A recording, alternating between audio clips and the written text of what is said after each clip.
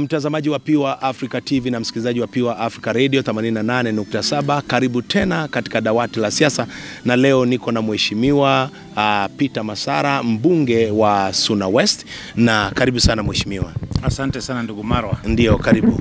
Asante. Kuna mtu ambaye anakutazama anasema kwamba jamani, nini kinachokufanya wewe kuweza kuonekana miongoni mwa wabunge bora ndani ya 20 bora, na utendaji wa kazi unaonekana katika maeneo ya Suna West? Labda tofauti wako ni gani unakuwepo? Kwanza kabisa nataka nimshukuru Mwenyezi Mungu kwa ajili ya siku ya leo. Uongozi wangu si ya kutafuta umaarufu wala mali. Ni uongozi wa kutumikia wananchi. Mimi sijaingia kazi ya uongozi hivi juzi. Nilianza na kazi ya udiwani wakati nilichaguliwa nikiwa na miaka 25 katika wodi ya Uruba kule Manispaa ya Migori. Nikachaguliwa tena mwaka wa 2007, nikawawakilisha, nikawa msaidizi wa meya, mstahiki meya wa Migori. Mwishowe mwaka wa baadaye wakanichagua kama meya wa mwisho wa jiji ya Manispaa la Migori. Nimewafanyia kazi na mnavyo natumaini kwamba wengi wamepata kujua kwamba wale wanao pea watu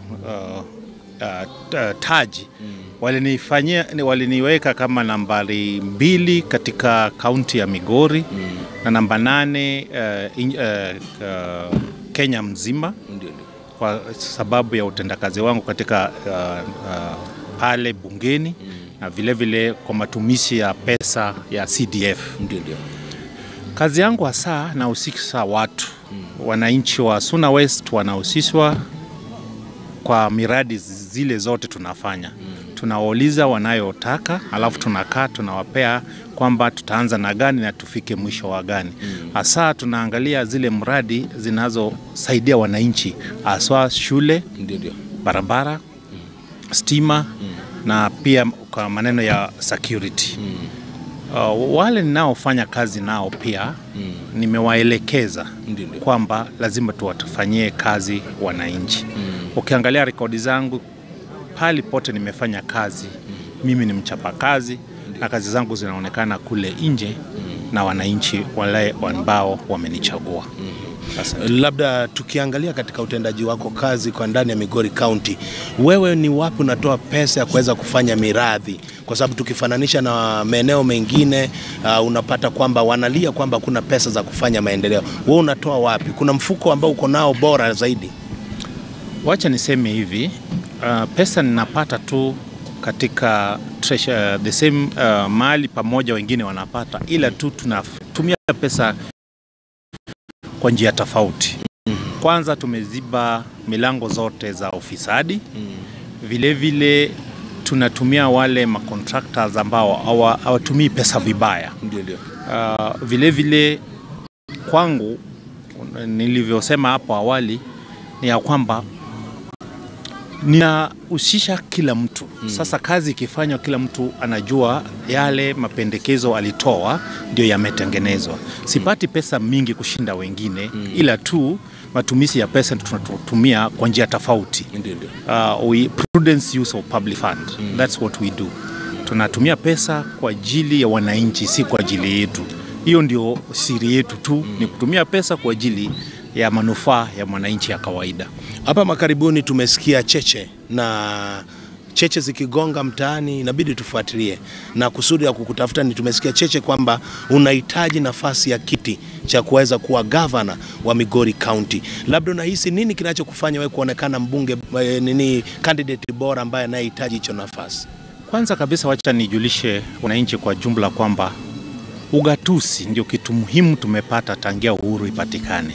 Kama wananchi wa Kenya, ugatuzi inaweza ikatusaidia kwa upande wa hospitali, mabarabara ndogo ndogo, ECD zetu, pia vile vile ili kuinua mwananchi wa kawaida. Responsibility imepewa counties ni mingi na pesa pia wanapata pesa mingi. Mimi kama meya wa mwisho wa Manispaa ya Migori naelewa ugatuzi. Ukiona kwanza masomo yangu, sisi ndio tulikuwa meya wa kwanza kupelekwa na United Nation ili tujifunze ugatuzi ni nini katika chuo kikuu ya Jomo Kenyatta University of Agriculture and Technology. Na experience ile nimepata kama udiwani. Unajua local government na ugatuzi ni kitu kimoja tu, ila tu responsibility imekuja mingi kwa ugatuzi na pesa mingi. So mimi naelewa kwa sababu nikiangalia hapo awali pesa tulikuwa tukipata kama ugatuzi ya local government ilikuwa ni pesa kidogo, lakini tuliyafanya kazi mingi ya kupea wananchi maendeleo. Nilipochaguliwa kama mbunge, umejua na najua wewe ni mtu ambao umefanya hii kazi ya journalism kwa miaka mingi. Ukifanya udadisi wako kule Suna West, unaona ile kazi tumefanya. Sitaki nilinganishe na constituency yoyote kwa sababu kila constituency iko na mahitaji yake. Wengine wanataka mabarabara, wengine wanataka vitu zingine, lakini kwangu yale mahitaji ambao pendekezo ambao wananchi walitoa nimepata kuyatimiza. Ndio sababu nilichaguliwa mara ya pili. Sasa hizi ukifanya udadisi unapata kwamba bado watu wanaamini kwamba mimi ni kiongozi ambaye anaweza mchapa kazi. Nataka niseme nikipewa nafasi nikuwe governor wa 3 wa jimbo letu la Migori, nitahakikisha kwamba madawa zinapatikana katika mahospitali. Pia wananchi wanahusishwa kupitia ward representatives yao, tuwape nguvu kwa sababu ukiwa governor uwezi ukaelewa matatizo ya mtu ambaye ako katika kijiji. Diposa wale waliunda katiba wakasema lazima kuweko na mtu anaitwa ward representative. Mimi katika bunge sasa nataka nipiganie kwamba kila eneo la ward ipate pesa yake ya maendeleo. Ili kila ward, hata kama una support governor ama unampinga, lakini watu wako kwa ajili ni wananchi ambao wanatoa ushuru, wapate haki yao ya maendeleo. Ya pili, nikipewa nafasi nitaalika wadhamini. Unajua wadhamini sponsors wanapenda wale wanatumia pesa vizuri. Kwa wale wanapata kidogo watumie vizuri, kazi ionekane. Nitaongea na wadhamini. Hata saizi katika constituency yangu ninao na wasaidia watoto kwenda shule, wajane na mayatima. Nitaalika na nitazungumza na wadhamini ili sisi zote tufanye kazi pamoja nao kuendesha miradi za maendeleo katika eneo yetu ya ugatuzi ya Migori. Nyingine pia nasema hivi, nimefanya kazi na viongozi wengi. Nilifanya kazi na Machage, naelewa siasa ama mahitaji ya watu wa Kuria, na vile vile napenda kufanya kazi na kila mtu. My leadership ni ile ya kujumisha kila mtu.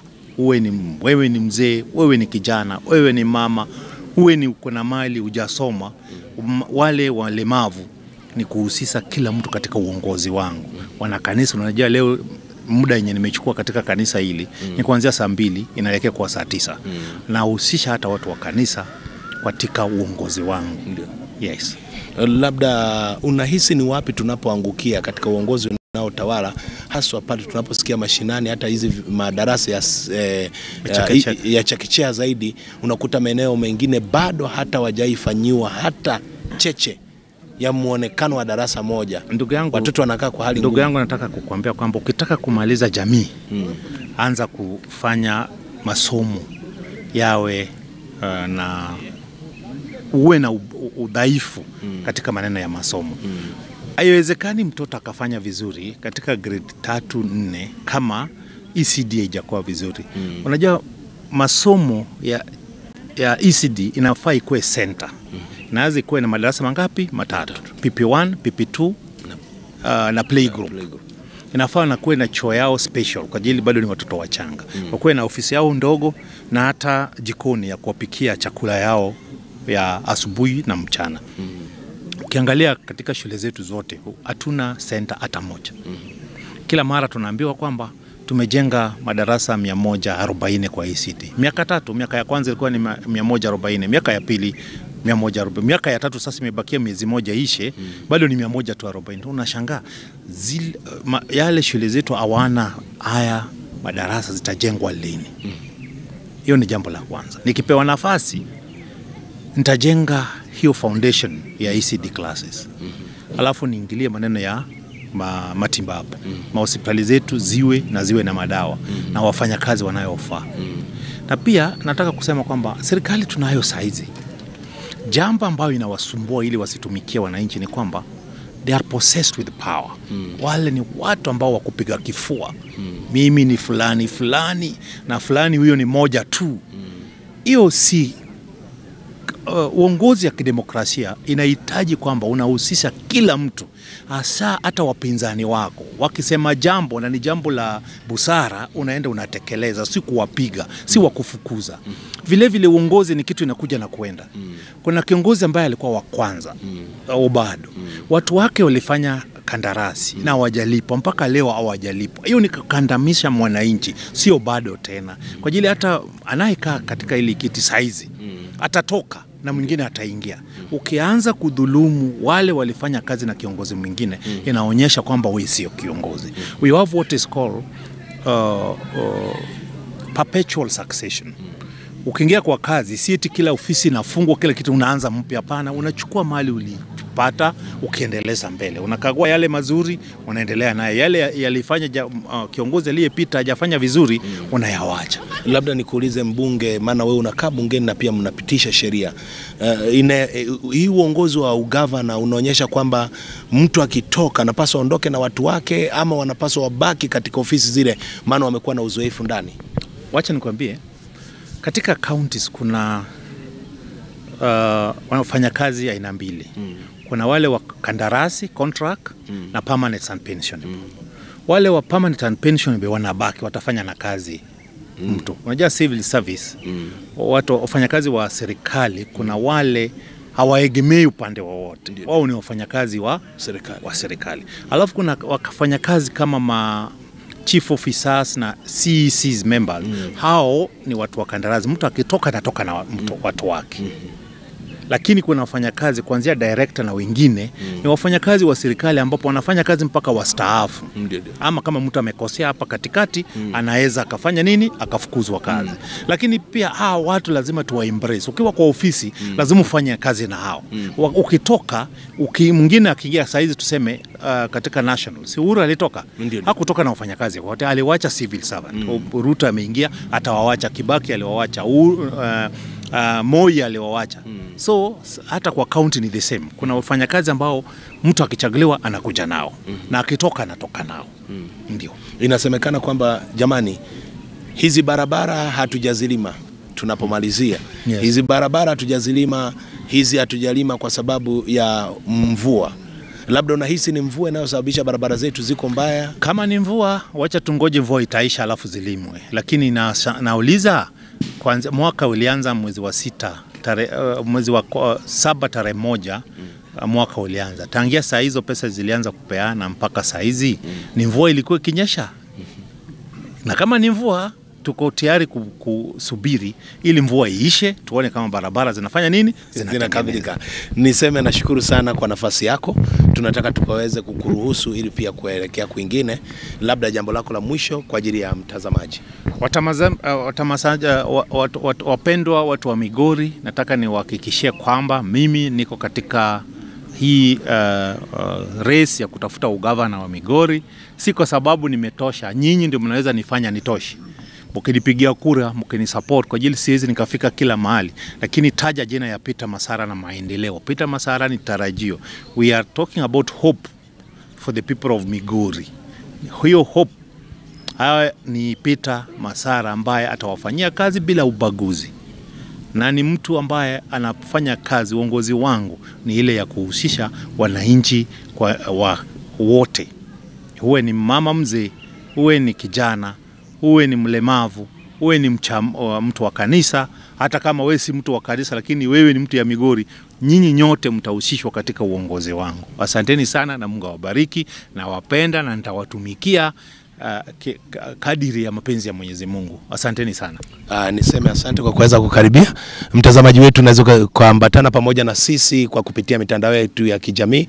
Kama unatumia Facebook ni Pure Africa Radio 88.7 FM, Pure Africa TV, lakini pia kwenye ukurasa wangu wa Hezron Marwa, hakikisha kwamba umeweza kufollow ukurasa wangu. Hezron wako wengi, lakini ukipata ya 125,000 huyo ndo mimi, ni follow ili kuambatana pamoja na mimi ili kupata matukio haya zaidi. Niseme bye bye.